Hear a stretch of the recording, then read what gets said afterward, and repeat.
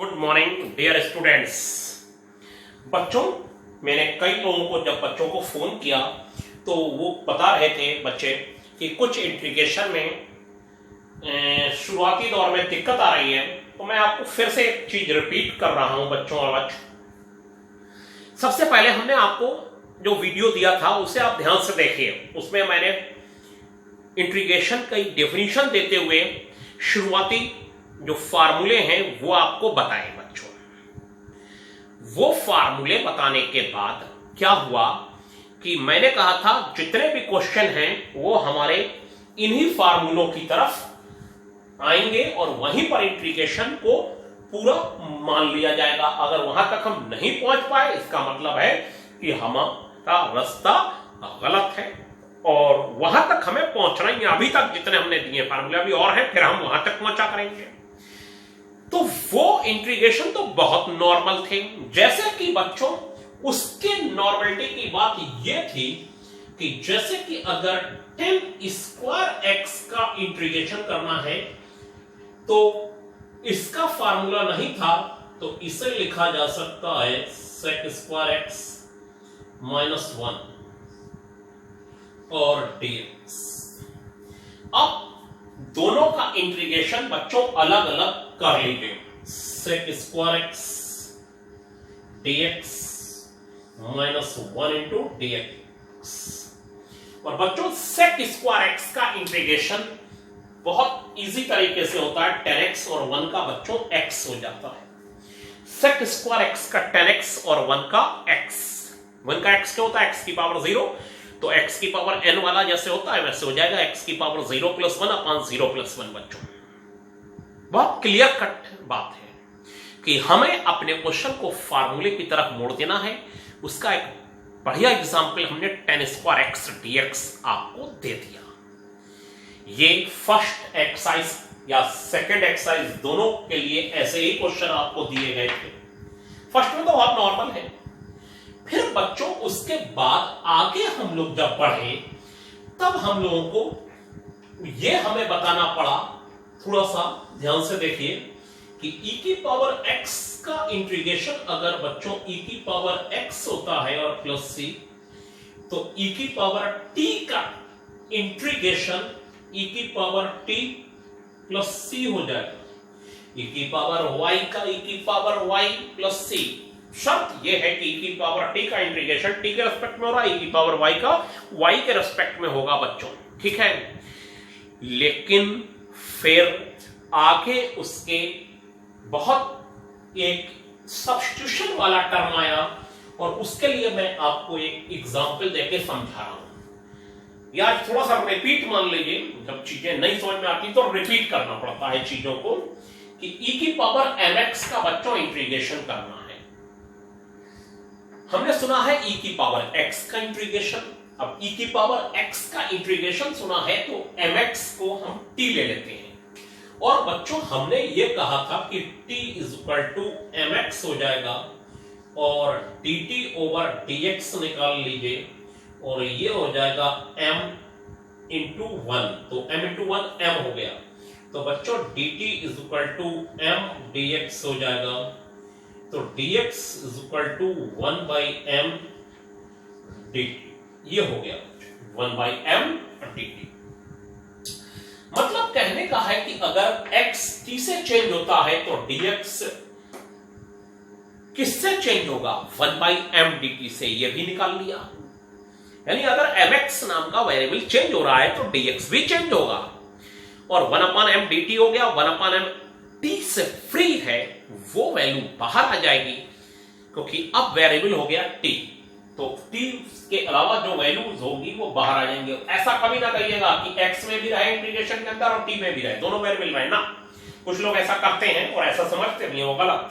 1 by m बाहर और e की पावर t का इंटीग्रेशन बच्चों e की पावर t होता है। और यहां से फिर मैंने रिजल्ट निकालने आपको वीडियो में दे के शुरू किए थे 1 अपॉन m e की पावर t प्लस c। बच्चों ये हो गया बच्चों 1 अपॉन m e की पावर t की वैल्यू हो गई mx प्लस c। और बच्चों ये जो है हमारे पास e की पावर mx का इंटीग्रेशन हो गया e की पावर mx अपान m, यानी x का कोफिशिएंट अपान में आ गया। शर्त एक है x की पावर 1 होनी चाहिए, ये वहां भी बता रहा था मैं। और यहां से मैंने कहा था डायरेक्ट इंटीग्रेशन शुरू होते हैं, लेकिन मैं आपको फार्मूले नहीं रटाऊंगा, जो बुक में फार्मूले नहीं रटाने की मेथड है जो बुक में दे रखे हैं वैसे नहीं। जैसे आपका है cos 3x का इंटीग्रेशन, सुनिए ध्यान से, cos 3x का जो इंटीग्रेशन होगा डायरेक्ट करा जाएगा, और रूल यही है, आप करना चाहे ऐसे पूरा काम करें, लेकिन ये वाला इंटीग्रेशन में ऐसे ना करिए, बहुत देर लगेगी। cos 3x का इंटीग्रेशन बच्चों 1/3, और बच्चों ये हो जाएगा sin 3x plus 3। cos 3x का इंटीग्रेशन होगा sin 3x, और x का कोफिशिएंट बच्चों अपान में आ जाएगा और प्लस c, डायरेक्ट इंटीग्रेशन। फिर मैंने एक और इंटीग्रेशन आपको बताया था, और तब ये कहा था कि जैसे ये इंटीग्रेट करना है कि आपको 5x प्लस 4 की पावर 2, तब तो आप बहुत आसानी से इसको बहुत आसानी से होल स्क्वायर खोल के कर सकते हैं अलग अलग। लेकिन ऐसा अगर हुआ कि ये पावर 20 हुई तो हम बाइनोमियल थ्योरम से कहां तक इसको खोलेंगे, और 200 हुई तो फिर तो इम्पॉसिबल है। तो मैंने कहा था इसको x मान लीजिए और x, लेकिन शर्त एक है, ये वाला मेथड तभी लगेगा बच्चों जब ये पावर 1 होगी अंदर ब्रैकेट के। तो ये हो गया बच्चों 5x प्लस 4 की पावर 21 अपान 21 और इंटू x का कोफिशिएंट 5 अपान में आ जाएगा। x की पावर n का फार्मूला लगा दिया और x का कोफिशिएंट बच्चों अपान में आ गया 5। मुझे लगता है आपको अब क्लियर हो गया होगा ये सब्स्टिट्यूशन मेथड। और हम लोग अब जहां पर भी थे, इसको बहुत ध्यान से एक दो बार देखिए। हम लोग 18.3 के लिए काम करते हुए बच्चों 18.3 के लिए जब काम कर रहे थे तो उसके आगे बढ़ने की कोशिश करते हैं, और आप लोग अपनी कॉपी और सब चीजें लेके देखिए कि सब क्या बताने की कोशिश कर रहे हैं। हो सकता है कि ये कुछ पुरानी वीडियो की बातें रिपीट हो रही हो कुछ, लेकिन जब बार बार ये आप लोग कहेंगे कि सर थोड़ा सा रिपीट कर दीजिए, तो फिर मैं कोशिश ये कर रहा हूं कि रिपीट ही कर दूं इसको। जैसे कि एग्जाम्पल नंबर फर्स्ट है 18.25 पेज पर बच्चों, और 25 पेज पर एग्जाम्पल नंबर है फर्स्ट, और ये कहा गया है बच्चों x³ अपॉन x प्लस 2 की पावर 4। ये इंटीग्रेट करना है बच्चों। ये इंटीग्रेट जब करना है तो फिर हम आपको बताएं क्वेश्चन को फार्मूले की तरफ ले जाना ही है जब, तो बच्चों हम इसे लिख देते हैं x प्लस 2 और माइनस 2, और ये बच्चों हो गया whole cube upon x plus 2 की पावर 4 डी। ये हो गया। अब हम लोगों का काम बच्चों ये है कि a माइनस बी के होल क्यूब को खोल दीजिए। ये हमने जानबूझ के x प्लस 2 वाला टर्म बनाया है, और ये जो मैटर है ये हो गया a और ये हो गया बच्चों b। a माइनस बी का होल क्यूब खोल दिया जाए, और a माइनस बी के होल क्यूब को खोल के एलसीएम ब्रेक कर दीजिएगा तो ये इंटीग्रेशन हो जाएगा। देखिए बोर्ड पर क्या, तो बच्चों हम कह रहे थे होल क्यूब को खोल दिया जाए तो होल क्यूब हो जाएगा x plus 2, a x plus 2, मैंने फिर से लिख दिया है यहां पर x प्लस 2 हो गया बच्चों, ये हो गया a और ये हो गया बच्चों b। जो पूरी लाइन मैंने फिर से ऊपर लिख दी है, वो आप कॉपी पे तो लिख रहे होंगे तो लिखते चलिए a माइनस बी का होल क्यूब और अपॉन x प्लस 2 की पावर 4 हो गई बच्चों। a माइनस बी का होल क्यूब हो जाएगा a cube minus b cube minus 3ab a plus b. बच्चों x प्लस 2 का होल क्यूब ये 8 हो जाएगा, ये 3 6 x प्लस 2, इसकी पूरी इसमें मल्टीप्लाई कर दीजिए, x प्लस 2 का होल स्क्वायर, इसकी बच्चों इसमें मल्टीप्लाई कर दीजिए, 3 2 6 2 12 x प्लस 2, और LCM bracket this upon this 1 upon x plus 2 minus 8 upon x plus 2 की power 4, this upon this, LCM bracket 6 upon x plus 2 का होल स्क्वायर और 12 अपॉन x प्लस 2 का पावर 1 से 4 जाएगी, 3 आ जाएगी। अब आप इंटीग्रेट, ये क्या करा, this upon this, this upon this, this upon this, this upon this. ठीक है बच्चों, अब क्या करेंगे हम लोग, सबका इंटीग्रेशन अलग अलग कर लेंगे। इंटीग्रेशन कैसे, 1 अपॉन एक्स प्लस 2, ये हो जाएगा बच्चों log mod x प्लस 2, और बच्चों ये हो जाएगा माइनस का, ये जो है इंटीग्रेशन ऑफ x प्लस 2 की पावर, बस इतना समझ लीजिए -4 dx है, तो ये हो जाएगा x प्लस 2 की पावर -3 अपॉन -3, ये आ जाएगा। ठीक है, अब बाकी सब ऐसे ही हो जाएंगे, तो बच्चों ये हो जाएगा x प्लस 2 की पावर -3 अपॉन बच्चों -3, और ये हो जाएगा बच्चों -6x प्लस 2 की पावर -1 अपॉन -1, और नेक्स्ट हो जाएगा पावर 3 ऊपर जाएगी तो 12x प्लस 2 की पावर -3 प्लस 1 -2 अपॉन बच्चों -2, और प्लस c हो जाएगा दिस। अब मुझे लगता है आपको क्लियर हो गई होगी बात। 1 अपॉन x की तरफ से log x -8x प्लस 2 की पावर -4, ऊपर -4 है तो -4 प्लस 1 -3 अपॉन -3, -2 ऊपर गई तो -2 प्लस 1 -1 अपॉन -1, -3 ऊपर गई तो -3 प्लस 1 -2 अपॉन -2 नीचे, और x के कहीं कोफिशिएंट है नहीं, बस प्लस c और आ जाएगा। तो बच्चों ये क्वेश्चन हो गया। अब नेक्स्ट क्वेश्चन आप देखिए ध्यान से बोर्ड पर, ठीक है, जो आ रहा है।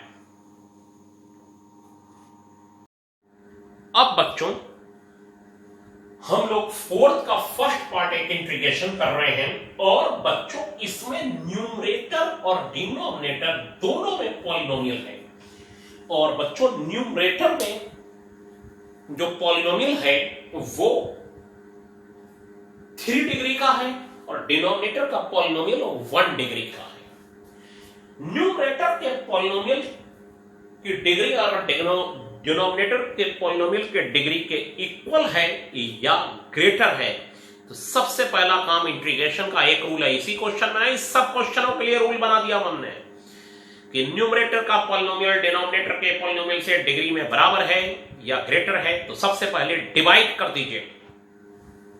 और डिवाइड करने का तो तरीका आपको पता ही है कि एक्स क्यूब को हम लोग x प्लस 2 से डिवाइड कर देंगे, ये x स्क्वायर हो जाएगा, और ये हो जाएगा x cube plus 2x square, और बच्चों ये और ये आ जाएगा -2x, तो -2x स्क्वायर -4x, और ये प्लस हो जाएगा 4x प्लस 4, तो 4x प्लस 8, ये और ये कैंसिल बच्चों -8 आ गया। अब जैसे हम 9/2 है तो 9 को 2 से डिवाइड करेंगे तो ये लिख देते हैं 4 प्लस 1/2, 9 को 2 से डिवाइड कर दीजिए, 2 4 जा 8, तो ये 1, ये हो गया 4 प्लस 1/2, 4 प्लस 1/2 हो गया बच्चों। ऐसे ही इसको लिख देंगे this plus this upon this. 9/2 को क्या लिखा, 4 प्लस 1/2, इसको लिख देंगे this plus this upon this. आप कहेंगे ये तो दिस कर रहे हैं, देखिए दिस, ये जैसे यहां 4 है वैसे ही यहां x स्क्वायर -2x प्लस 4 है, और ये हो गया बच्चों -8, और अपॉन में हो गया बच्चों x प्लस 2, और ये हो गया बच्चों dx, ये आ गया। और अब आप इंटीग्रेशन तो जानते ही हैं, ये हो गया x क्यूब अपॉन 3 -2 बाहर आएगा, x स्क्वायर अपॉन 2, 4 का हो जाएगा 4x, और ये अपॉन वाली वैल्यू का हो जाएगा 8 log x प्लस बच्चों 2, और प्लस c, ये तो आप जानते ही होंगे कि प्लस c सब में लगना है। लेकिन कुछ चीजों में आपका अगर कंफ्यूजन है तो उस कंफ्यूजन को हम दूर कर देते हैं, और वो ऐसे दूर कर देते हैं जैसे 4 का इंटीग्रेशन है, 4 को बाहर कर लीजिए, और सही तरीका ये है, ये 1 का हो गया। अब 1 का वैल्यू हो गई x की पावर 0, इसका इंटीग्रेशन हो गया x की पावर 0 प्लस 1 यानी x, और अपॉन 1 यानी 4x हो जाएगा बच्चों। क्लियर बच्चों?